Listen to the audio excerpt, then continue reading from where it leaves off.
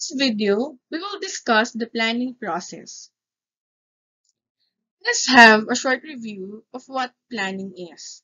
Planning is the first management function, and it is also defined as a process. Planning is a process, and as such, it involves steps from carrying out its purpose, setting of goals and objectives, and determining what should be done to accomplish them. Or, planning is a process of determining the actions an organization will do to meet its objectives amidst a constantly changing and uncertain environment. Establishing objectives is the first step in planning. An objective is a performance goal, a desired outcome, a target to which the actions of a manager and the people and resources he manages are directed to. The common areas where the objectives are explicitly expressed are profit, growth, market share, customer service, employee welfare, and the social responsibility. Now, in establishing objectives, we also have our goals and plans. When we say goals, these are the targets or desired ends that management wants to reach. Goals serve as the foundation of planning because goals precede plans because knowing the desired target is a must before establishing plans. While the plans are the actions or means that administrators or the managers intend to use to achieve organizational goals.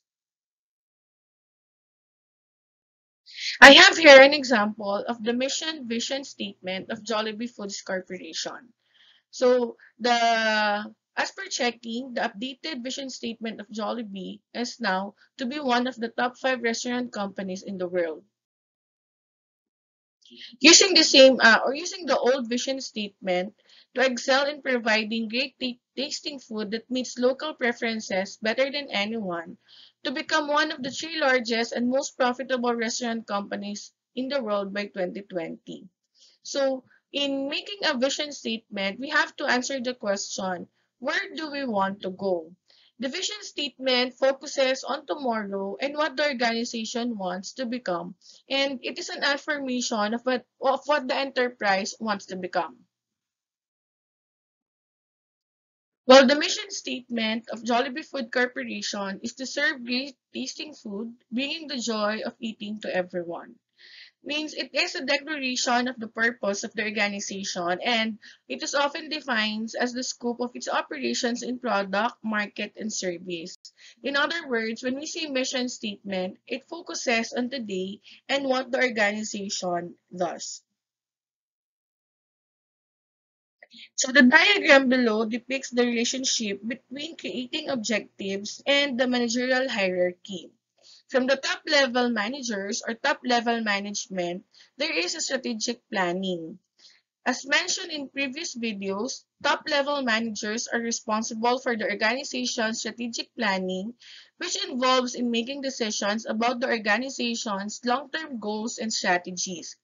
Strategic planning starts with defining the organization's goals and objectives, the major targets related to the maintenance of the organization's stability, and its organizational culture, values, and growth, improving its productivity, profitability, effectiveness, and efficiency.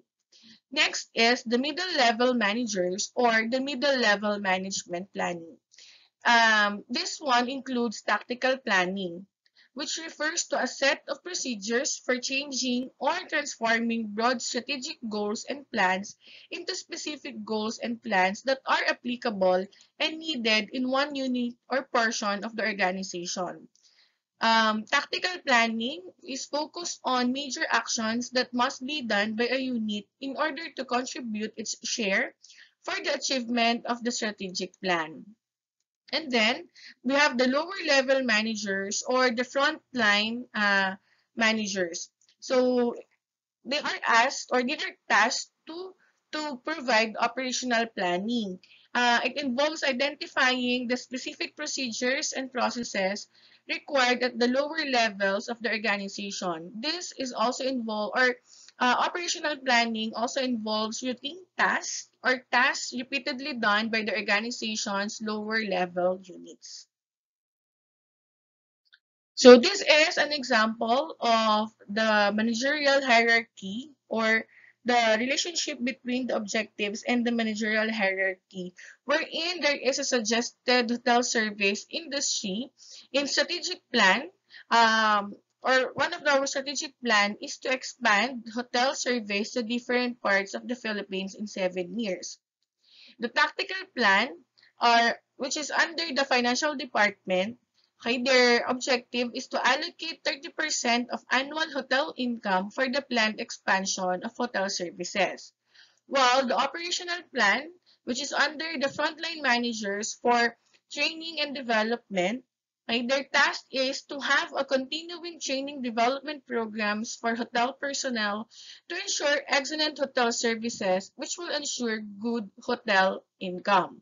To explain, right, from the operational plan, it needs to have a continuous training development program for all hotel personnel in order for them to generate or to ensure good hotel income. If the hotel will have a good hotel income, or they will be able to ensure that they will have an income, then they will be or the financial department will be able to allocate a higher or they will be able to allocate 30% of the annual hotel income for the planned expansion, which is okay, wherein it will help the strategic plan of the business to expand the hotel service to different parts of the Philippines for the next 7 years. There are different approaches to planning. The first one is the informal and formal planning.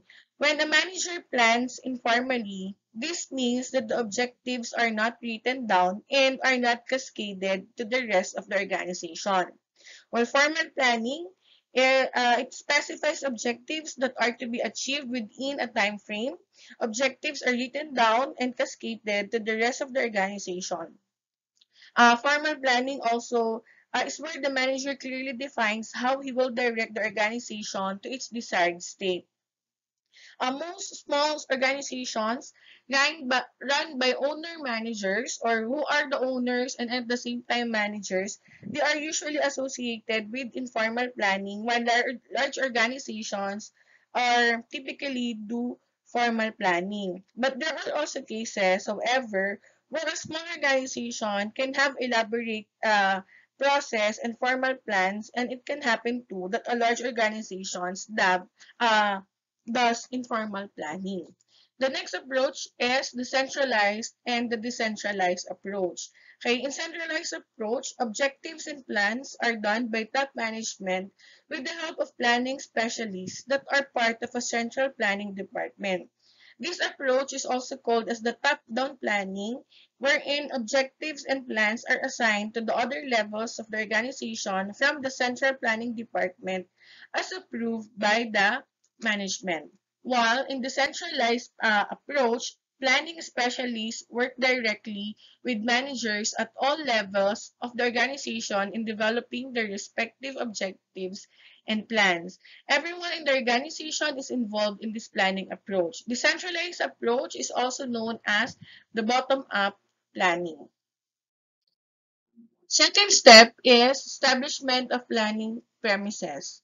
Planning premises are those external and internal factors in the environment that are assumed as conditions surrounding the likelihood of certain situations happening in the future when the plans are carried out.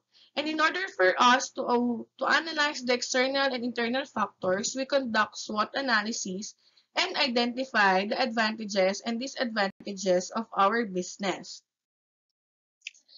Third and fourth steps, determining alternative courses and the evaluation of the alternatives. Organizations can pursue their objectives in various ways. There are alternative courses for every plan, and oftentimes it is more challenging to reduce the number of alternatives than finding them. So we have to anticipate the future events and generate alternative scenarios. This is done through scenario planning and contingency planning.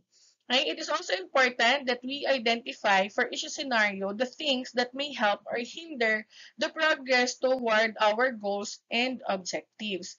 There is also a separate video for the third and fourth steps in planning. Fifth step is selecting a course of action. So we have to list and carefully evaluate the possible actions and choose the best alternative. The sixth step is to formulate a derivative plans. The derivative plans are the plant and facilities plan, human resource plan, sales and operations plan. So to support the decision, derivative plans have to be formulated as a support to the accomplishment of the master plan. The derivative plan consists of proposed actions that will support the achievement of organizational objectives through the provision of appropriate and sufficient sources. The last two steps of planning consist of determining the sequence of activities with which to implement the plan. They include managing the people involved and providing the resources necessary for the implementation. So the seventh step is the implementation of our business decision, and we also have to to monitor the progress of the implementation. So in the process, the plan is communicated to the organization as to create a group of people who can address problems in implementation as they occur. So we can revise plans as needed. So these are the 8 steps in planning. If you have questions or clarifications about the topic, please let me know by sending me a message. Thank you.